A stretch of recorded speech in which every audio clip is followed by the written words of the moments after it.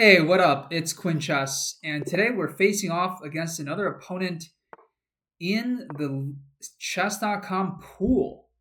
Very excited to be playing today. The last couple games we've been doing really well on the time, so I want to keep that up for this game and be able to uh, control the time position, use time wisely, and make sure that we maintain advantage in that category throughout the entire game. So this game we're playing the Sicilian defense, which I'm quite familiar with. I decided here to play e6, uh, and with the idea of bringing the bishop to e7 rather than playing g6, bishop g7, because my opponent has already landed a piece on c4, his bishop. So with his bishop eyeing the f7 square, I wanted to blockade that and in the same turn create a space for the bishop. So there's no reason to play both e6 and g6 in my opinion. It also creates a lot of weaknesses on the dark squares, especially on f6. So there's no reason to not avoid that if possible. So now we have the opportunity to play d5, and if takes, we have an isolated d pawn, so an interesting imbalance to work with, but we can bring the bishop out and develop it to e6. So I like the looks of that. Let's go for it. We can also choose to take with a knight here, which would be interesting. Let's see what my opponent decides to do, if he decides to take or not. Now that I'm thinking about it a little bit more, I have been also enjoying playing with superior or at least equal pawn structure to my opponent. So I'm going to go ahead and take with a knight here. And I might even reposition this bishop to f6 at some point to help it stare down this long diagonal. Especially if he plays b3, I think I'll definitely play bishop to f6. And then he might go rook to b1, bishop to b2. Let's go for that. So that actually went exactly as I thought it would. And we got to worry about the development of our bishop on c8. Also, we'll keep in mind who gets the two bishops advantage in the game. So with this move, there's also a knight c3. I'm noticing actually traps his queen. And that opportunity just became available. I didn't even notice that before. So he's got to take the knight here or do something about that. Rook b1 also falls into this move. Knight c3 will fork the queen and the rook, and actually the queen is trapped. So we might see an early end to the game. I just spotted that move. That was crazy. It's important to be in a good emotional state. That's what I try to do in these videos, is use my talking to get into a good state to play the game well. Okay, so not much to write home about there. I don't even think we need to review that game necessarily. Let's go ahead and play another game. Why not? And I'm not going to play more than at most two more games, because I do watch John Bartholomew and he recommends that you set a limit to how many games you play a day, so you don't get, like addicted to playing and like get very tilted and things like that. So I like to set a maximum number of games, especially with Blitz. I like to not play more than 3 games in one day. And no matter how well I did, if I won or lost or whatever. Also want to point out that we're coming close to my peak rating in Blitz, which is 1379. So we're close to eclipsing that.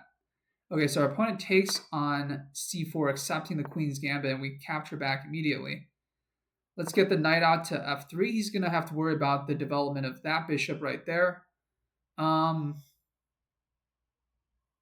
Knight to d7. Do we have... no, we don't. I was going to say knight e4, but his knight will just take it. Let's just go ahead and castle here. And I'm going to play h3, so that if he plays knight to h5, my bishop has a retreat square to go to. And now let's play rook to... or should we maybe play a4 here? with the idea of taking if he plays b5. Let's go for that. Our opponent here is playing much faster than the previous opponent.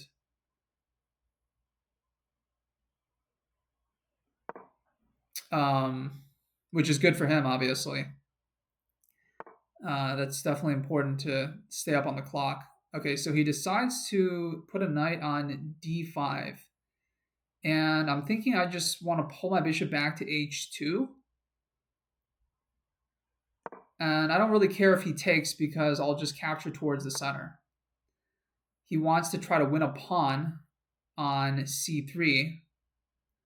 We can go rook to c3, rook to c1, or I can play queen to c2. I like that a little bit better. Let's go queen to c2, and then with the idea of playing e4. Really don't want to fall behind too much on the clock here. Okay, so he goes queen a5 to harass my knight. Let's just go ahead and play rook to c1 then. Rook a to c1. Still, I want to play e4. Okay, so he does take. And I'm going to take as well, and he's going to have to back his bishop away. Let's see where he decides to go with it. Maybe back to e7. Or he could play bishop to a3 and hit my rook. Okay, so he goes back to e7. And now I can hop the horse into e5. I like the looks of that move. And we have a battery that we can now take advantage of to give a check to his king. Kind of blundered his pawn there. I don't have any further attacking moves, so let me just pull my bishop back to d3, and we'll reconvene from there. Now the H file is opened up. We can try to attack him with maybe queen to e2 here. Although his knight on f6 is pretty annoying as well. If I go queen to e2, I'm threatening a mate in 2 with queen h5 check, king h8, g8, and then queen to h7 checkmate. Let's go ahead and do that, at least threaten to do that. So he doesn't want to take on c3 here. That would be a big mistake.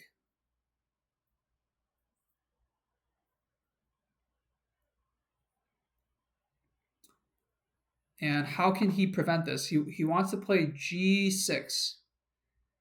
Can we sacrifice right now? Take with the bishop, takes, take with the knight, with a check. King goes there, and then we take the rook and go for an all-out attack. That does sound exciting. Let's give it a shot. Why not? So we hit the fork.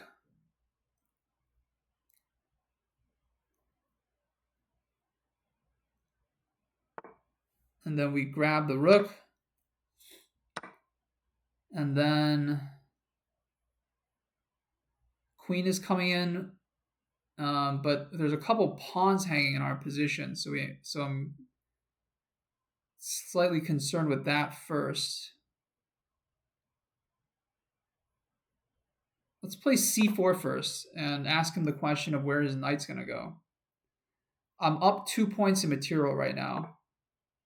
Okay, so his knight goes back to defend, which is wise. Definitely a useful move.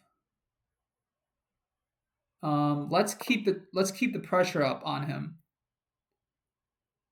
Pin the knight to the king, and I think this pawn is poisoned. He doesn't have the time to take it. We'll see if he agrees with that assessment. He takes on d4. We can maybe press forward here and play e5, but that also shuts out our bishop, so I don't really want to do that. Let's just go ahead and take there, and then we can play. He wants to trade queens.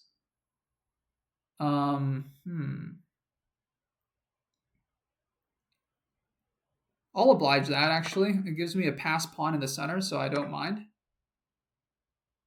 And let's just line up our rooks behind the pawns and get ready to push them. He does have 3 minor pieces, so plenty of counterplay still to be had for our opponent. So there's no way that we can underestimate him right now.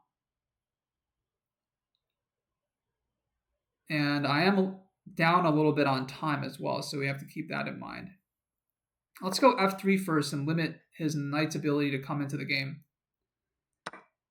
Oh, and he takes a pawn. Okay, so he's got some material back. Let's just get the rook out of the way. And he's got a passed a pawn now, so the situation is complicated greatly after that slight mistake by me. Hopefully we can keep it tight for the rest of the game. Okay, so he's bringing his rook in, and he wants to attack the d4 pawn. Let's go ahead and defend it.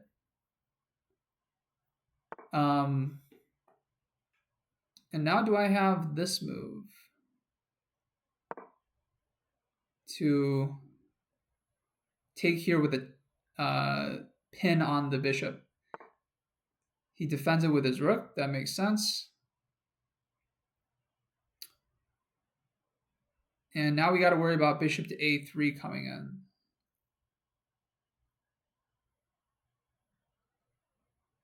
Let's double up and ask him what he's going to do to defend that pawn. So if he plays bishop c6, I have d5. And we like that move. c5 I don't like as much because, okay, so he wants to just push it. Totally understandable. Do we have a push as well? This, and then c6 hitting the rook goes there, push again. He defends it, and then we can... I find that to be a little bit risky because we don't have penetration down the b file. But I feel like we gotta go for the counterplay here because he's got strong pawns on the queen side here. Knight to d5.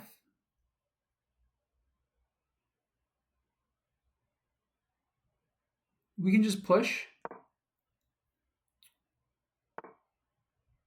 He goes back, and I push again. Now he defends the promotion square.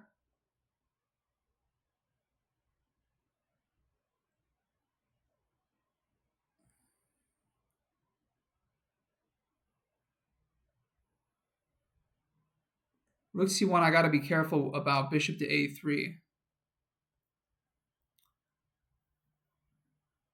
Don't have too many squares to move to at the moment. I'm going to go ahead and sack an exchange just to keep the pawn. Hopefully that works out for us.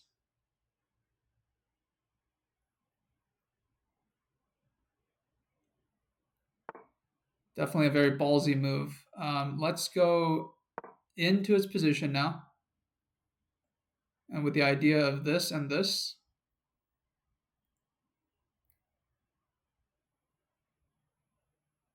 So he's now up a pawn. Okay, let's see if he is catching on to the idea of what we're trying to do.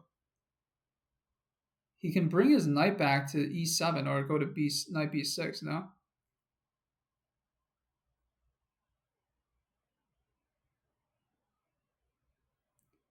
So I think he's actually doing fine here.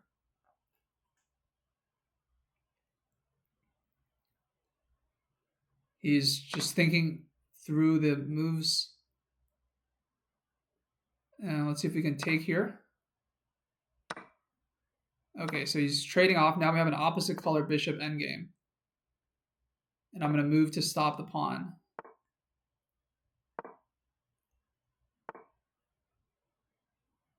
And we have a blockade on the queen side.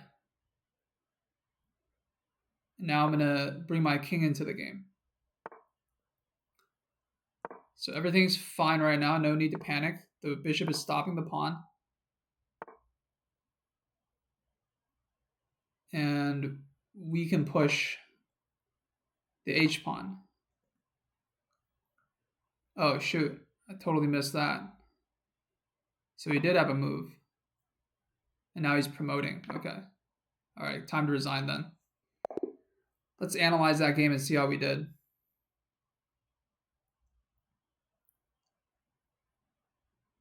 I'm going to guess 70% accuracy. 75%. So I played at 1500 level. He played at 1800 level. And I was doing quite well for, at least in the middle game here. And then where it started to go wrong was the trade of queens. His weakness was really important to take advantage of. So instead of trading queens, the computer likes going to b3, queen b3.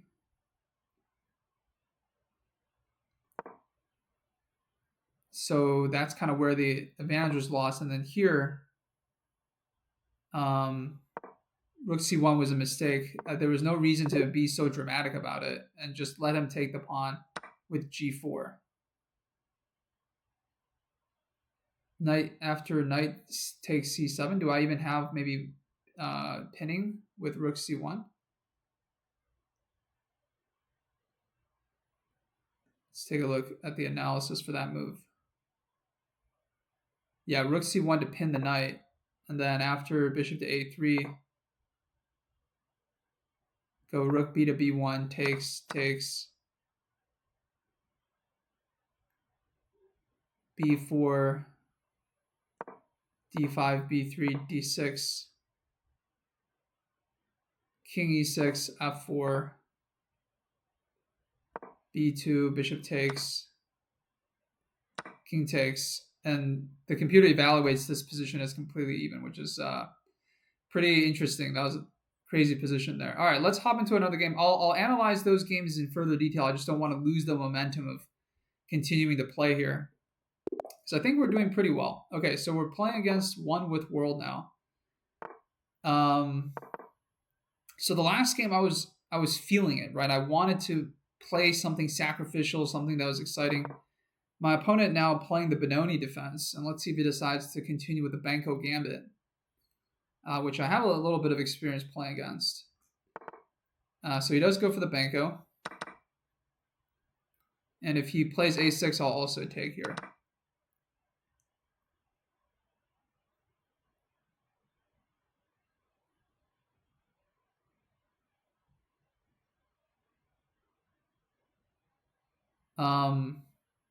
I decided to go for that positional exchange sacrifice.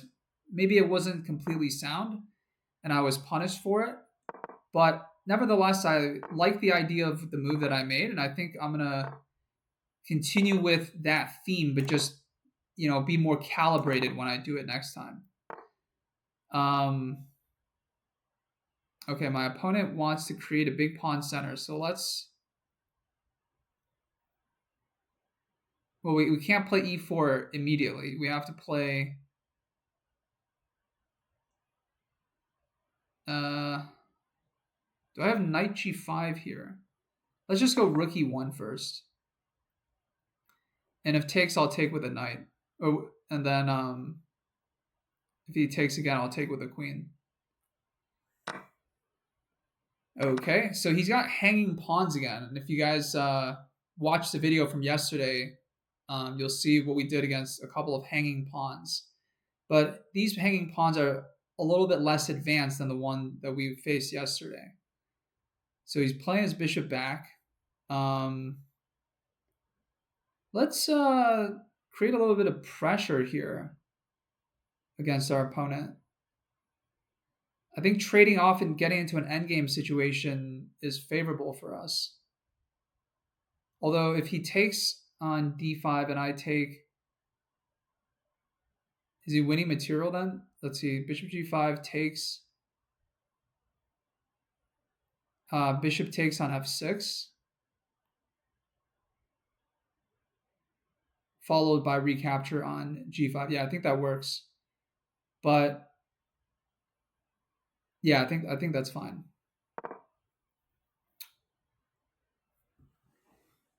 So if he takes here, I'll take on f6 with the bishop.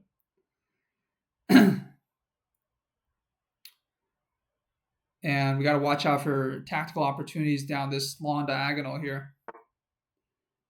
So he plays the knight to d7. I want to move my rook here, but I don't want to hang my pawn on a3, obviously.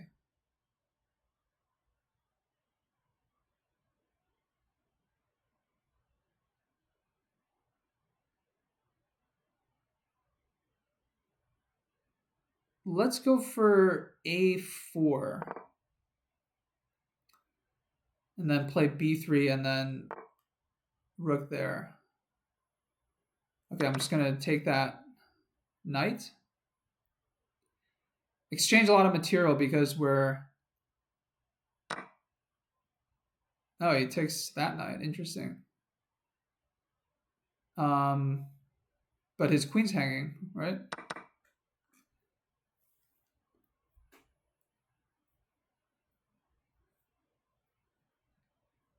Glad I saw that. All right, so now we're just up huge in material. Now we just got to make sure we don't blunder the queen back. Where do we want to put our queen that's safe? Let's go back to d2.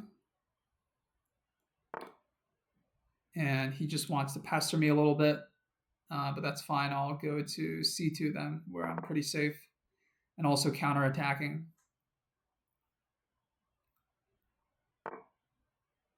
And he wants to push the pawn. Let's just line up the rook against the pawn, and then we can also push this pawn at some point if he doesn't have a huge amount of counterplay. That move, it blocks his own bishop. So I don't really like that move for him. Plus it hangs the knight.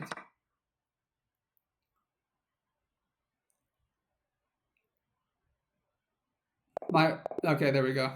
He resigned. Let's take a look at that game as well.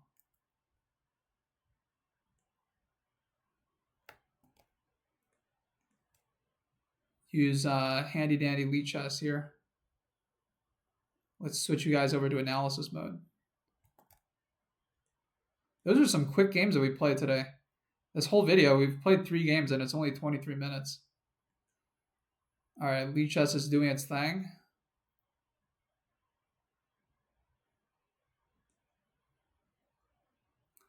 Okay, so we had a minor blunder with a4. Let's see what was up with that move. a4, bishop takes d5.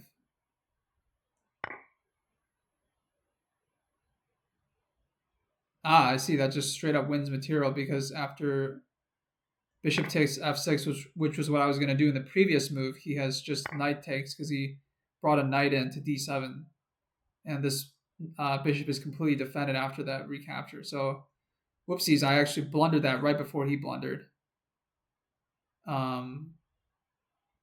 Hey, but we came out with a win because whoever blunders last is the one that loses. Okay, not much to go over for that game. I guess the opening led to a very sharp middle game where a lot of tactics came into play, and that's fairly common for the Banco Gambit. But anyways, I hope you guys have enjoyed the video. 3 games today. We went 2-1, and we're close to our all-time high in rating. I'm gonna go ahead and study that second game because I think there's some key lessons to take away from it. Um, and yeah, I hope you guys have a good rest of your day, and I'll see you guys tomorrow.